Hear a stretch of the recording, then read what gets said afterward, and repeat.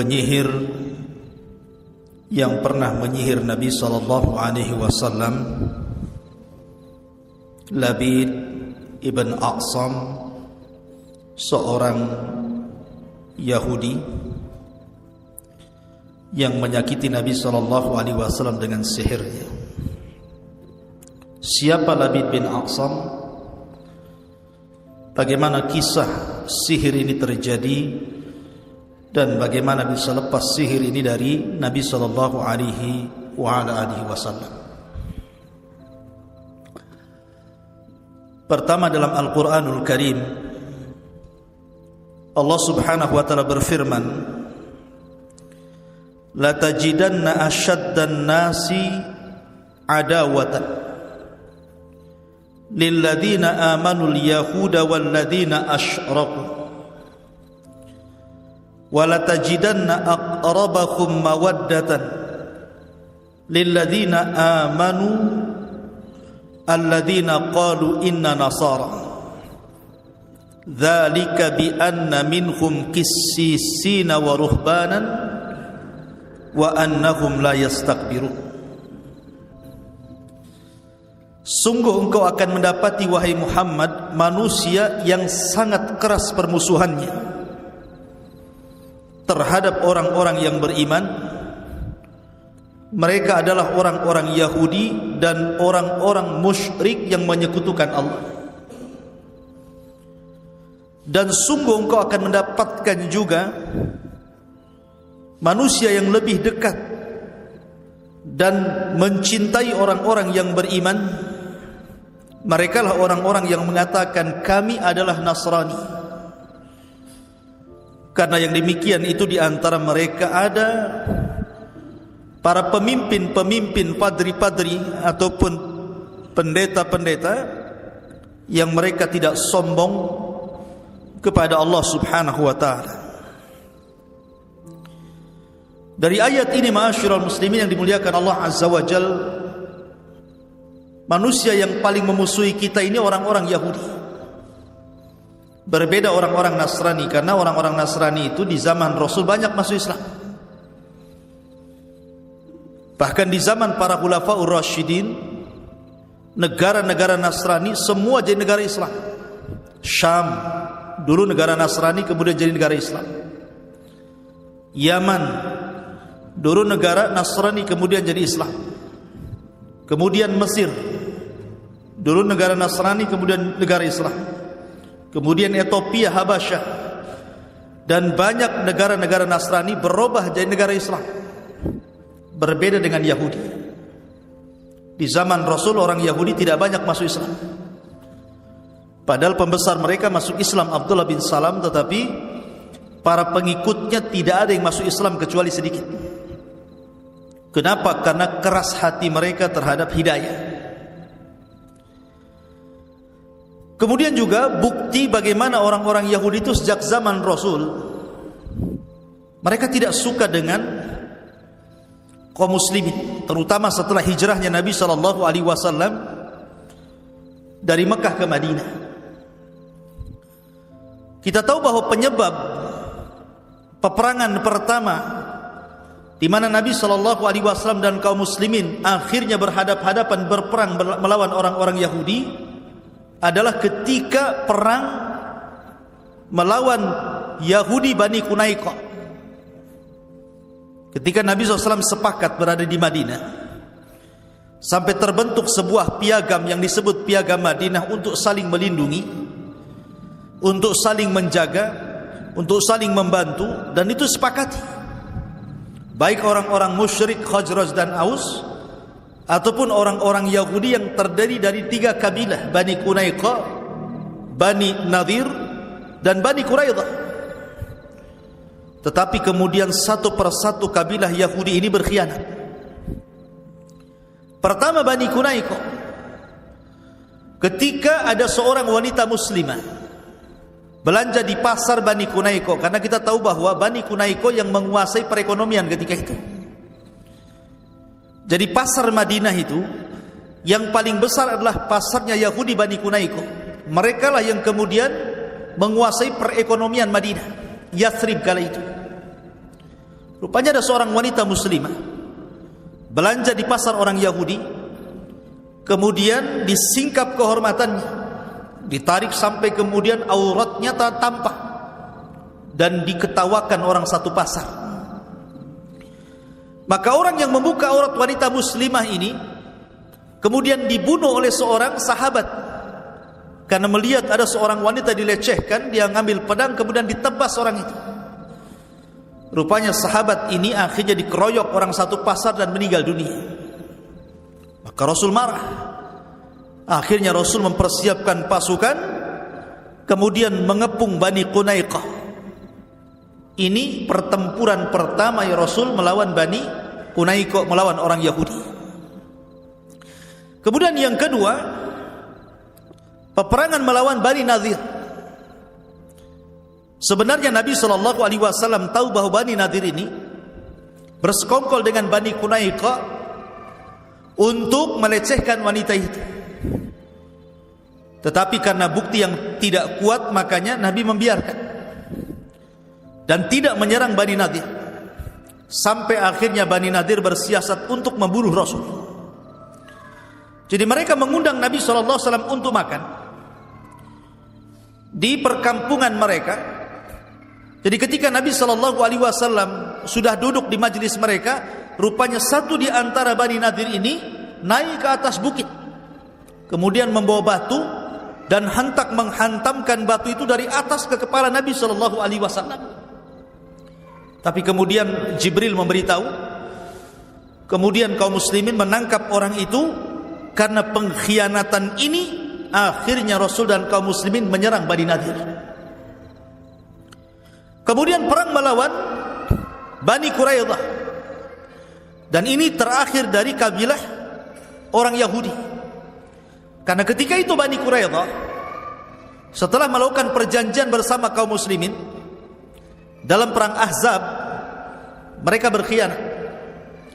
Karena dilihatnya Nabi dan pasukannya ketika itu diserang oleh orang-orang musyrik dari Arab dari berbagai macam penjuru, dan mereka menyangka pasti Muhammad akan kalah. Akhirnya mereka berkhianat, kemudian pro kepada orang-orang musyrik dan juga orang-orang munafik dari dalam. Rupanya Allah Subhanahu wa taala memberikan pertolongan kepada Rasul di Ahzab atau di Khandaq. Allah menangkan dalam peperangan ini. Maka selesai peperangan Khandaq dimenangkan kaum muslimin. Ketika Nabi SAW sedang mandi, datanglah Jibril kepada Rasul. Kemudian mengatakan, ya Muhammad, kumpulkan pasukan, katakan kepada mereka, serbu Bani Quraidah, karena mereka sudah berkhianat. Maka Nabi setelah mandi mengumpulkan seluruh pasukan, kemudian mengatakan, idhabu ila Bani Quraidah, fala tusalliyanna ahadakumul asra illa fi Bani Quraidah. Serbu, gempur Bani Quraidah, segerakan jalan kalian, jangan ada yang sholat asar di jalan kecuali sampai di Bani Quraidah. Akhirnya berangkat para sahabat dan menggempur Bani Quraidah. Lah 3 kabilah yang berkhianat ini akhirnya mereka diusir dari Madinah, dan mereka pun kemudian bergabung dengan teman-teman mereka di Khaybar. Khaybar itu satu kota yang cukup kaya, penghasil kurma terbaik Madinah ketika itu di Khaybar. Rupanya Allah Subhanahu wa taala mendengar orang-orang Khaybar ini sudah mempersiapkan pasukan untuk menyerbu Rasul, dan mereka adalah gabungan kabilah-kabilah Yahudi yang terusir dari Madinah. Maka Rasul mengepung Khaybar, dan ini pertempuran terakhir. Rasul melawan orang-orang Yahudi di Khaybar, dan Allah menangkan di tangan Ali radhiyallahu an, sehingga benteng Khaybar hancur. Kemudian Rasul bisa mengalahkan Khaybar. Asyrul muslimin yang dimuliakan Allah Azza wa Jalla, lihat bagaimana orang-orang Yahudi berusaha di zaman Rasul menyakiti Rasul. Bahkan setelah kemudian perang Khaybar, tiba-tiba Nabi SAW kemudian diundang oleh seorang wanita namanya Zainab bintul Harith, orang Yahudi. Zainab bintul Harith bertanya soal makanan yang disukai Nabi. Maka kemudian orang-orang menyebutkan bahwa Rasul itu suka pahanya daging kambing. Rasul itu suka daging kambing. Jadi kalau antum suka daging kambing, itulah makanan kesukaan Rasul. Ya. Tapi orang Arab kan tidak neko-neko ya, kambingnya dibakar gitu saja, dimakan. Kalau kita kan dimacam-macam ya. Digulai, dirawon, dimacam-macam gitu. Jadi Rasul itu suka dengan paha kambing. Maka wanita ini langsung mempersiapkan paha kambing untuk Nabi, untuk disedekahkan maksudnya. Tapi Rasul tidak menerima sedekah. Keluarga Rasul tidak menerima sedekah. Rasul itu hanya menerima hadiah. Maka kemudian wanita ini akhirnya memasak kambing banyak-banyak, kemudian mengundang Nabi SAW dan sebagian para sahabat untuk makan di rumahnya.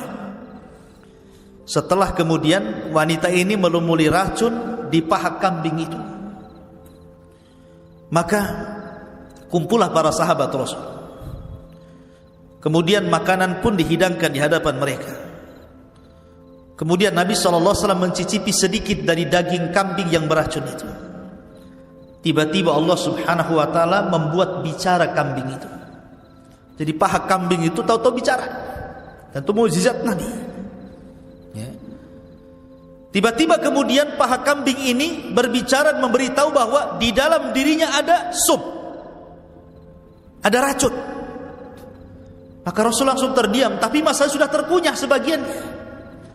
Maka Rasul mengatakan kepada para sahabat, "Auqaf, jangan makan lagi. Sesungguhnya daging ini memberitahu saya bahwa dia ada racunnya." Rupanya ada seorang sahabat yang terlanjur memakan sama dengan Nabi SAW, dan 1 tahun setelahnya dia meninggal dunia akibat racun itu. Tapi Rasul memiliki fisik yang kuat sehingga lama dia meninggal akibat racun itu. Tapi lihat bagaimana kekejian orang-orang Yahudi membunuh Rasul, berusaha untuk membunuh Rasul. Tapi Allah Subhanahu wa ta'ala selamatkan Nabi SAW, hatta racunnya seorang Zainab bintul Harith tidak berpengaruh kepada Nabi SAW.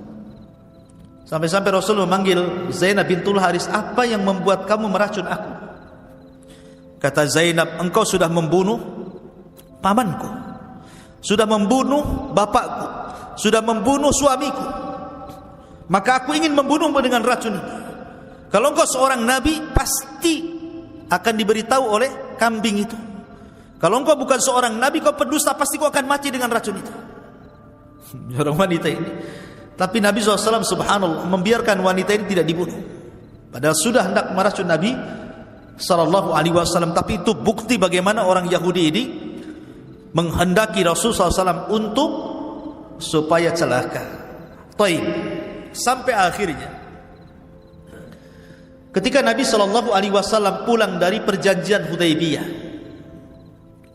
Rasul pulang dari perjanjian Hudaybiyah. Kemudian selama 10 tahun kan perjanjian itu, walaupun bulir-bulirnya sangat merugikan kaum muslimin, tetapi di balik kerugian itu ada keuntungan besar. Lah setelah kemudian Nabi SAW memerangi orang-orang Yahudi di Khaybar dan Allah menangkan. Sampai kemenangan ini Allah firmankan dalam Al-Quran, "Idza jaa nasrullahi wal fath." Apabila datang kemenangan Allah ketika di Badar dan di Khaybar, wal fath dan pembebasan kota Mekah, maka Nabi SAW ketika itu berpeluang untuk mengislamkan banyak orang-orang Arab. Makanya Allah mengatakan, "Wa ra'aitan nas yadkhuluna fi dinillahi afwaja." Kau lihat banyak orang-orang yang datang masuk Islam menuju dirimu wahai Muhammad. Lah ketika itu orang-orang Yahudi, pasukan sakit hati ini, mereka datang kepada Labid ibn A'sam. Siapa Labid bin A'sam ini? Labid bin A'sam ini ada yang mengatakan dia seorang yang beragama Islam tetapi menjadi munafik. Karena dia hasad kepada Nabi SAW. Dia kan tokoh, Labid bin A'sam itu. Di kabilahnya termasuk tokoh, di kabilah Bani Zuraik termasuk tokoh. Jadi ketokohannya tidak dianggap oleh Bani Zuraik. Karena kabilah Bani Zuraik itu banyak yang masuk Islam. Hasadlah dia kepada Nabi SAW. Dan Labid bin A'sam ini terkenal di zaman jahiliyah itu penyihir kondang, satu keluarga menjadi penyihir. Jadi Labid bin A'sam, kemudian anak-anaknya lebih canggih lagi sihirnya. Labid bin A'sam itu punya putri-putri.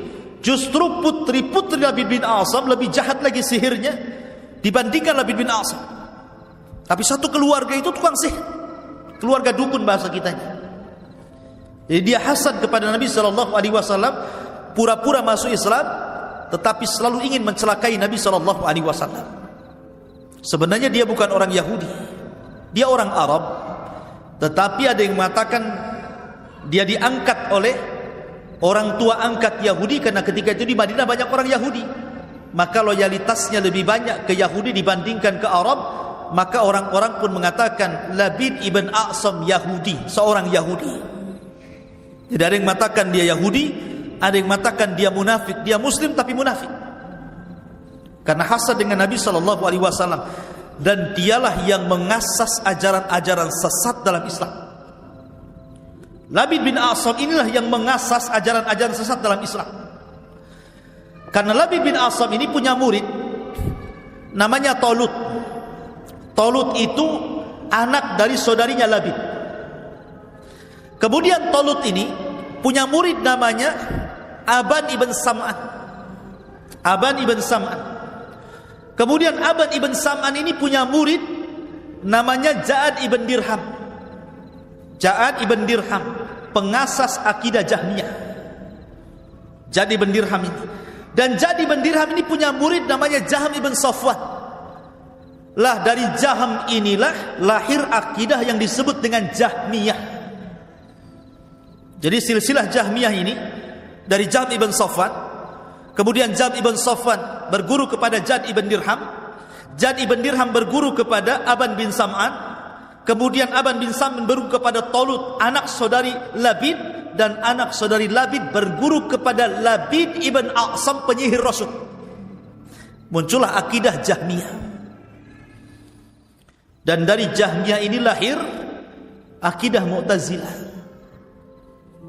yang kemudian di zaman Khalifah Abbasiyah berkembang sampai banyak ulama ahli sunnah dibunuh di zaman itu. Sampai Imam Ahmad bin Hanbal rahimahullahu ta'ala disiksa, bolak-balik masuk penjara, hampir meninggal di penjara Imam Ahmad itu, gara-gara akidah Mu'tazilah turunan daripada akidah Jahmiyah. Jadi yang mengasas akidah ini dari mulai siapa? Labid bin A'sam ini. Bayangkan, dari menyihir Rasul, kemudian menurunkan akidah sampai kepada merusak kaum muslimin setelahnya. Siapa Labid bin A'sam? Hebat sekali. Dia seorang Yahudi dari Bani Zuraik. Lah ketika orang-orang Yahudi ini tersakiti karena diusir dari Madinah, akhirnya mereka tinggal di Khaybar. Belakangan Khaybar pun diserang Rasul. Akhirnya takluk dan harus membayar jizyah kepada Rasul dan kaum muslimin. Mereka datang kepada Labid bin A'sam munafik ini dan mengatakan, "Ya Labid, ya Aba A'sam, ya Abal A'sam, anta asharu minna, wa qad saharna Muhammadan fasaharu minna ar-rijalu wan nisa, falam nasna syai'an ya Abal A'sam." Wahai Abal A'sam, saya dengar engkau lebih jago sihirnya dibandingkan kami orang-orang Yahudi. Padahal di dunia ini tidak ada sihir yang lebih jago dibandingkan orang Yahudi. Sihir orang Yahudi itu paling parah, paling sakti mungkin bahasa kita. Itu sihir Yahudi. Kenapa? Karena mereka yang pertama mempelajari sihir kepada Harut dan Marut. Wattaba'u ma tatlu syayatin ala mulki Sulaiman wa ma kafara Sulaiman walakinna syayatina kafaru yuallimuna an-nasa as-sihra wa ma unzila alal malakaini bi Babila Harut wa Marut. Jadi yang pertama kali mempelajari sihir itu orang Yahudi Babil, orang Yahudi Irak, kepada Harut dan Marut. Jadi mereka sebenarnya ahli sihir. Tetapi ketika mereka menyihir Nabi SAW tidak mempan, tidak bisa menyihir Rasul. Bolak-balik mereka menyihir Rasul tapi tidak bisa. Makanya mereka mengatakan tukang-tukang sihir kami laki-laki ataupun perempuan sudah berusaha kami ini mengumpulkan mereka untuk menyihir Rasul, menyihir si Muhammad itu. Falam nasna syai'an, tapi enggak ada gunanya. Muhammad tetap saja hidup, enggak sakit, enggak apa-apa. Kata Labid bin Asam, maunya kalian ni apa? Mereka mengatakan, kami ingin membunuh si Muhammad itu, paling tidak kami membuat dia gila. Cuma dua saja. Mereka ingin membunuh Rasul atau minimalnya buat dia gila, supaya orang tidak percaya lagi dia jadi nabi karena sudah gila. Ya. Akhirnya kemudian Labid bin Asam mengatakan, apa upah kalian kalau aku menyihir si Muhammad itu? Maka akhirnya kemudian mereka pun menawarkan beberapa dinar kepada Labid bin Asam, beberapa uang. Kalau engkau menyihir Nabi SAW Muhammad itu, kami akan berikan dinar yang banyak. Begitulah ikhwan, bisnisnya tukang sihir itu.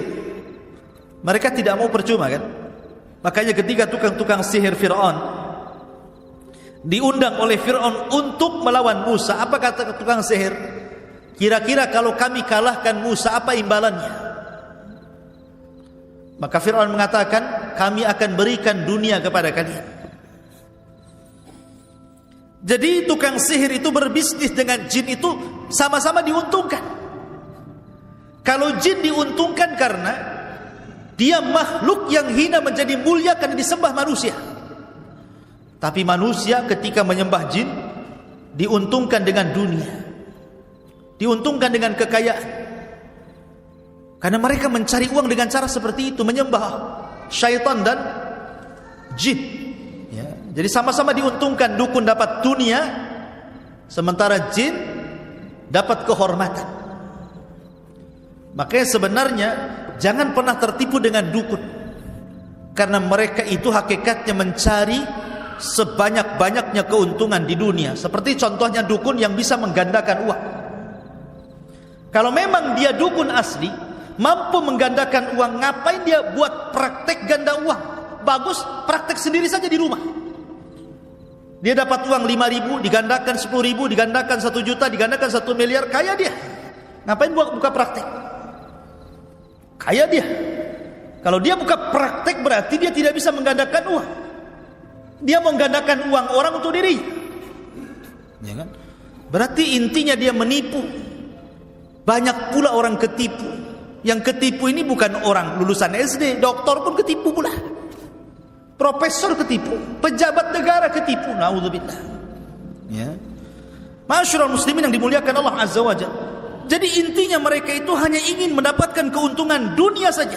Karena lihat Labid bin Asam mengatakan, kalau saya sihir Muhammad, saya dapat apa? Maka mereka mengatakan, kami akan kumpulkan dinar, kami akan berikan kepada anda. Deal or no deal? Oh deal katanya. Siaplah. Kalau sudah deal. Dari situ akhirnya dia menyuruh putrinya, karena putrinya inilah yang paling sakti sihirnya.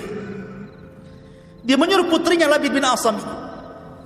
Maka bergeraklah putri-putri Labid bin Asam ini mencuri bukhul dari Nabi SAW.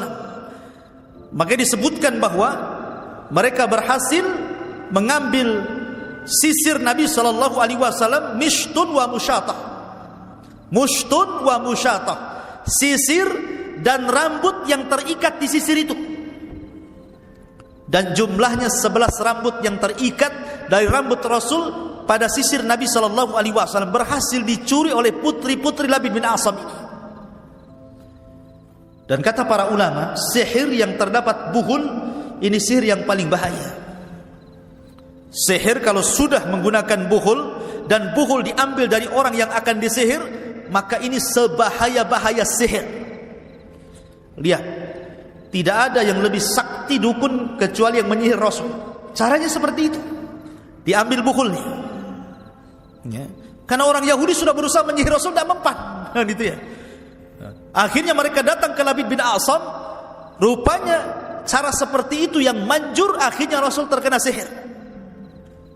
Diambillah kemudian bekas rambut Rasul, ikatan rambut 11 rambut yang terdapat dalam sisir Rasul, dicuri oleh Labid bin Asam oleh lewat anak-anak putrinya. Maka mulailah kemudian Labid bin A'sam pun membuat bukhul dengan cara apa? Meletakkan rambut itu di bunga kurma yang laki-laki, dimasukkan di situ, kemudian dibungkus, kemudian diletakkan di sumur yang tidak jauh dari Masjid Nabawi. Ada yang mengatakan sumur itu namanya Darwan, ada yang mengatakan sumur itu namanya Awan, pakai alif, Awan. Ada yang mengatakan Darwan, ya. Tapi yang masyhur sumur itu namanya Darwan, karena di sekitar Masjid Nabi itu banyak sumur. Ada namanya sumur miliknya Abu Talha, Bairuha namanya. Ada sumur Bairuha. Rasul suka wudu di situ. Sampai akhirnya oleh Abu Talha diinfakkan kepada Rasul ketika turun ayat lan tanalul birra hatta tunfiqu mimma tuhibbun. Kemudian di situ juga ada sumur orang Yahudi, ya, namanya sumur rumah. Sumur rumah itu dulu sumurnya orang Yahudi, dan itu sumur yang paling banyak sumbernya. Sampai orang-orang Islam itu beli dari sumur itu. Setiap hari mahal, naik lagi harganya. Sampai akhirnya karena kaum muslimin tidak sanggup beli, Rasul mengatakan man ishtara bi'ra rumah falahul jannah. Siapa yang membeli sumur itu, kujamin dia masuk surga. Berdirilah Utsman bin Affan dan mengatakan fa ana ashtarituha, aku yang akan membelinya wahai Rasul. Maka Rasul membelinya dengan cara yang luar biasa, perdagangan taktik yang luar biasa. Utsman bin Affan karena kecerdasannya, dia mampu membeli sumur itu. Padahal orang Yahudi tidak mau jual sumur itu. Gimana nggak mau jual hasilnya tiap hari? Tapi dengan kecerdasan Utsman bisa merayu orang Yahudi menjual sumur itu. Dibayangkan. Awalnya dia datang kepada orang Yahudi, sudahlah beli saja, jual aja sumurmu itu. Nggak mau, gimana gitu? Hari-hari dapat untung, kok mau saya jual pula. Akhirnya dengan kepiawaian Utsman, sudah gini saja. Dari jam sekian ke jam sekian saya beli. Berapa maunya? Umpamanya dari pagi sampai zuhur berapa? Nanti dari zuhur ke asar ambil lagi. Saya mau jam segini saja. Aku beli berapa kau mau? Akhirnya mikir dia. Oh boleh juga. Daripada satu-satu saya dapat duit, bagus. Satu orang tapi sama nilainya. Ya sudah, sekian. Lebih besar dibandingkan kalau seandainya orang beli dapat separuh. Anggaplah namanya satu hari dia dapat 5 juta. Kata Utsman, saya beli 10 juta. Dari jam 7 sampai jam 12 namanya. Oke. Setelah deal, kata Utsman bin Affan, diumumkan kepada kaum muslimin, dari jam 7 ke jam 12 kalian ambil air. Selebihnya jangan ambil air. Akhirnya apa? Semua kaum muslimin ketika waktu dibelinya Utsman dari jam sekian ke jam sekian, semua kaum muslimin ambil air. Sudah penuh di rumah-rumah air. Dari jam sekian ke jam sekian, tidak ada satupun yang beli. Bankrupt lah orang Yahudi ini. Lama-lama, ya sudahlah, aku jual aja sama kamu semua. Karena nggak ada yang beli. Kecerdasan Utsman. Akhirnya mampu menguasai sumur orang Yahudi ini. Sumur rumah. Itu juga dekat dengan Masjid Nabawi. Lah ada juga sumur Darwan namanya. Itu sumur yang punya Bani Zurek. Tanahnya dekat Masjid Nabawi. Lah Labid bin A'sam ini meletakkan bukhulnya di sumur itu. Sumur Darwan. Menunjukkan bahwa bukhul itu tidak jauh-jauh dari orang yang akan disihir.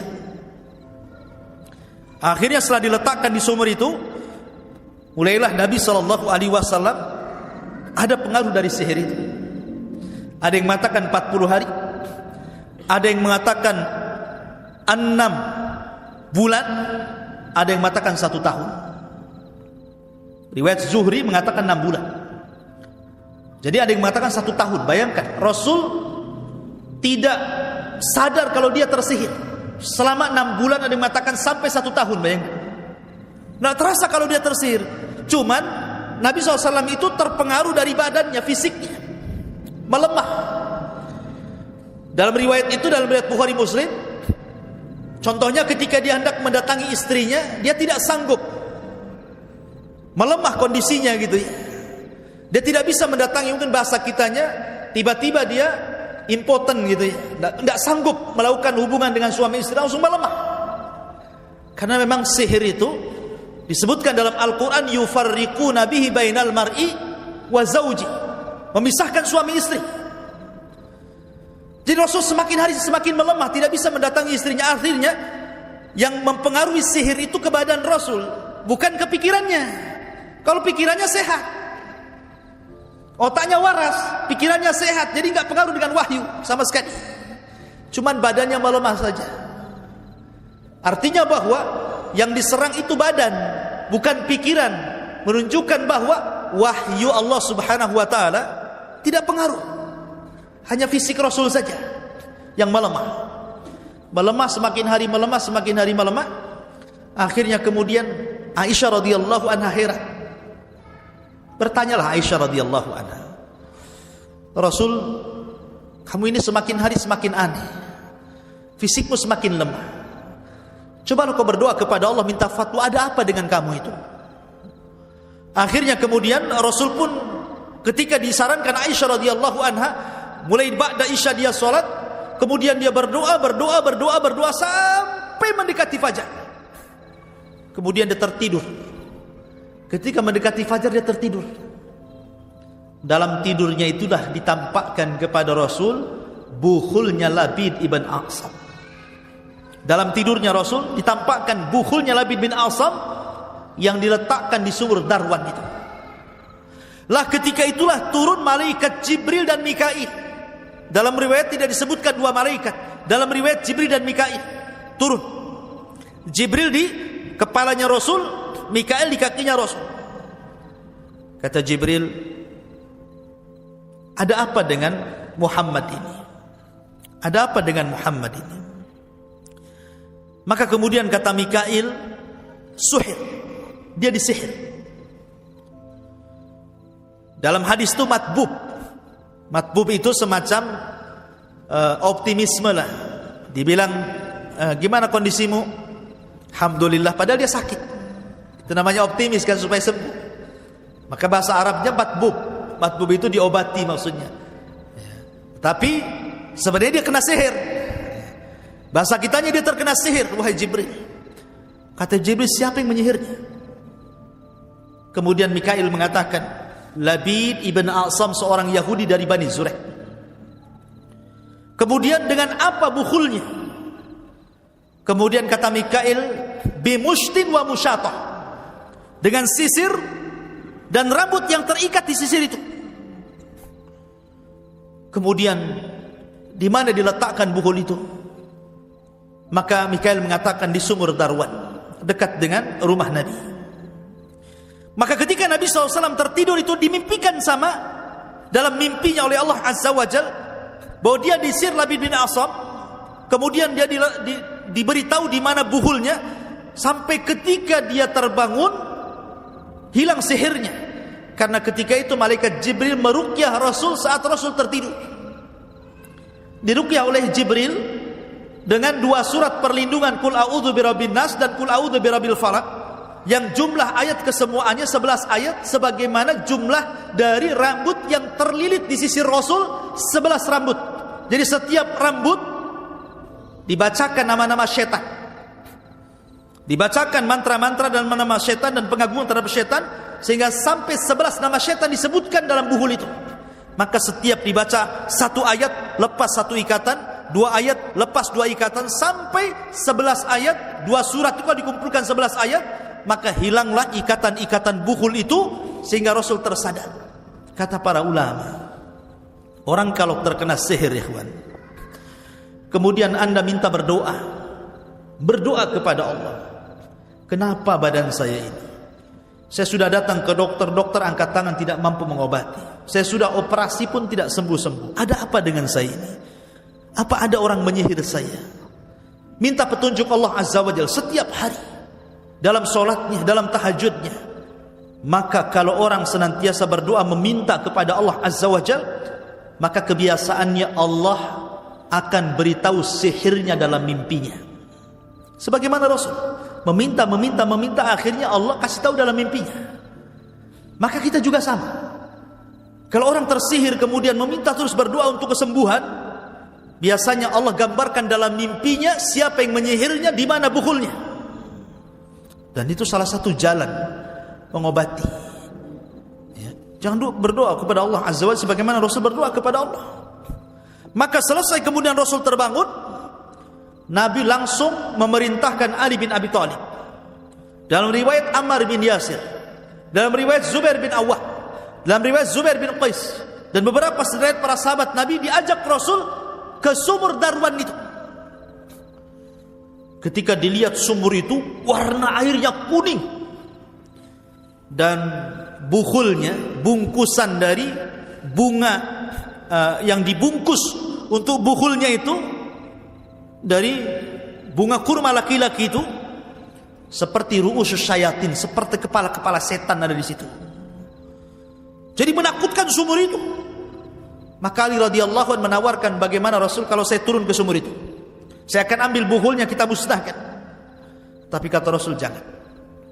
Khawatir kalau seandainya bukhul itu diangkat, akan dampak keburukannya akan menyebar, bukan hanya kepada saya, bahkan kepada kaum muslimin. Sebaiknya kubur saja.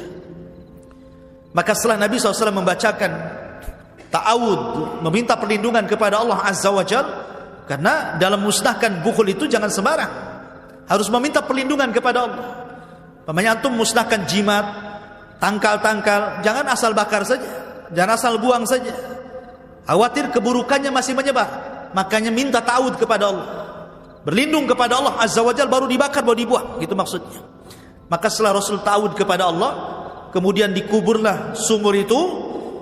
Ketika itu Rasul memanggil Labid ibn A'sam. Panggil si Labid itu, datangkan kemari. Maka datanglah Labid bin A'sam. Kemudian Nabi SAW bertanya kepada Labid bin A'sam, ma hamalaka ala ma sana'ta ya Labid, ya Abul A'sam, apa yang membuat kamu melakukan seperti ini? Kau sihir aku berbulan-bulan, sampai 6 bulan, dan riwayat sampai 1 tahun. Ada apa kamu itu? Sewot apa kamu dengan saya? Mungkin bahasanya gitu. Apa masalahmu dengan saya? Faqad dallanillahu ala sihr. Allah sudah menunjukkan aku tentang sihirmu. Aku tahu kau yang menyihir aku. Allah yang kasih tahu. Wa akhbarani ma sanah. Dan Allah menghabarkan apa yang kau lakukan kepadaku. Lihat bagaimana jawaban Labid bin A'sam. Dengan santainya dia mengatakan, sesungguhnya saya menyihirmu hai Muhammad, hubbud dananir ya Abul Qasim, karena saya cinta dinar. Jawabannya coba. Karena saya suka uang, orang itu datang kepada saya, ngasih uang, suruh menyihir kamu, saya sihir kamu. Apa masalahmu, katanya. Kurang ajar tidak tuh. Tapi Rasul tidak membunuh Labid. Kenapa coba? Bukankah Rasul yang memerintahkan untuk membunuh Labid bin A'sam? Ibnu Umar membunuh tukang sihir, Hafsah membunuh tukang sihir, Umar membunuh tukang sihir, Jundub ibn Junadah atau dikenal dengan Abu Dzar membunuh tukang sihir. Banyak para sahabat membunuh tukang sihir. Tapi kenapa Rasul tidak membunuh Labid bin A'sam? Kata para ulama, karena Labid bin A'sam ini orang munafik. Di zaman itu tidak bisa dibedakan mana munafik mana sahabat. Kalau Rasul sampai membunuh Labid, disangkanya Rasul membunuh satu di antara sahabatnya, akan terjadi fitnah. Bagaimana mungkin seorang Nabi membunuh sahabatnya? Karena di zaman itu beda dengan zaman sekarang. Kalau zaman sekarang kan mampu kita bedakan mana munafik, mana muslim. Orang zaman sekarang mudah kita katakan munafik itu. Bagaimana Ustaz Tawiyah? Gimana dia bisa mengatakan semua agama sama? Yahudi, Nasrani, Islam, masa semua sama? Semua bukan kafir gitu umpamanya. Ini munafik orang ini, menghancurkan Islam. Ya. Tapi di zaman itu kan tidak bisa kita bedakan mana sahabat mana munafik. Sehingga kalau Rasul memerintahkan membunuh Labid, disangkanya Rasul membunuh sahabatnya. Maka Rasul mengatakan tidak, saya tidak akan membunuh Labid, takut orang-orang mengira saya membunuh sahabat saya. Maka dibiarkanlah Labid bin A'sam hidup oleh Nabi SAW, tapi tetap diawasi. Dari sini ma'asyiral muslimin yang dimuliakan Allah Azza wa Jalla, maka Nabi SAW terkena sihir, dan sihirnya Rasul tidak mempengaruhi wahyu. Bayangkan Nabi ketika kena sihir itu merasakan sakit yang luar biasa pada badannya. Sampai Imam Ibnul Qayyim rahimahullah mengatakan Rasul itu sabar.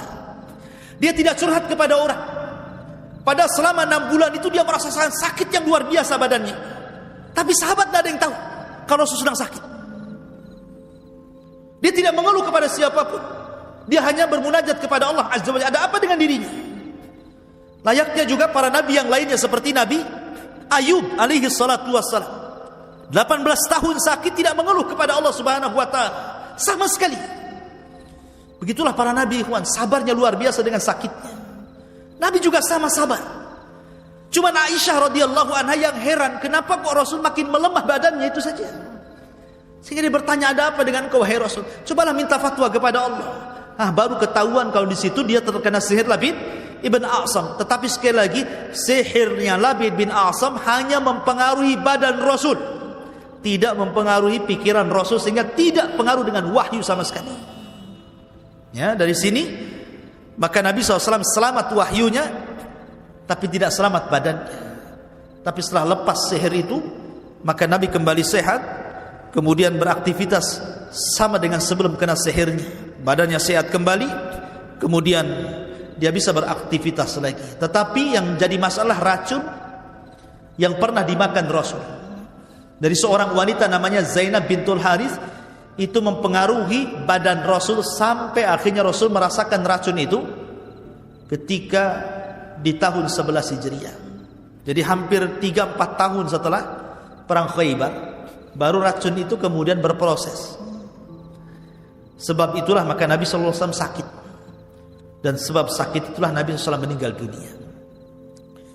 Begitulah Allah Subhanahu wa taala pilihkan kepada Rasul kematian terbaik, mati syahid, karena dibunuh oleh seorang wanita Yahudi dengan cara diracun.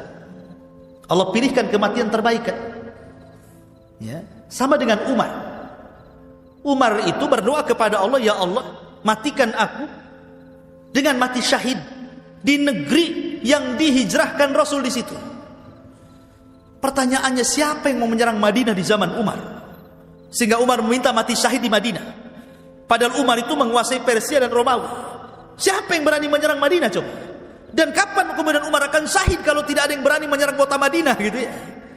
Tapi rupanya Allah Subhanahu wa taala tahu doa Umar ingin mati syahid. Bukan cara seperti itu Umar mati, maksudnya bukan cara perang sampai mati syahid, bukan begitu caranya. Tapi diutusnya seorang majusi namanya Abu Lu'lu untuk membunuh Umar saat sholat subuh. Ditusuk dari belakang. Dengan sebab tusukan Abu Lu'lu itu Umar meninggal. Ketika dia mendengar, Umar, siapa yang membunuh saya? Kata Ibnu Umar putranya, Abu Lu'lu. Kata Umar, oh, Maula Mughirah, maksudnya budaknya Mughirah yang kafir itu. Kata Ibnu Umar, ya. Langsung dia mengatakan, alhamdulillah alladzi qatalani rajulun lam yasjud lillahi walau kana sajda. Segala puji bagi Allah yang membunuhku ada seorang laki-laki yang tidak pernah sujud walaupun satu kali. Artinya dia mati syahid. Nah, sebagaimana Umar juga demikian mati syahid di Madinah Rasulullah, maka Rasul pun dibuat kematian terindah dengan cara mati syahid. Pengaruh racun itu akhirnya berpengaruh kepada Nabi SAW.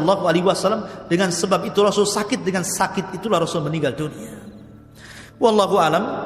Ini diantara kisah daripada Labid ibn A'sam, penyihir Nabi SAW. Taib, sebelum saya tutup, ada 15 menit ke depan.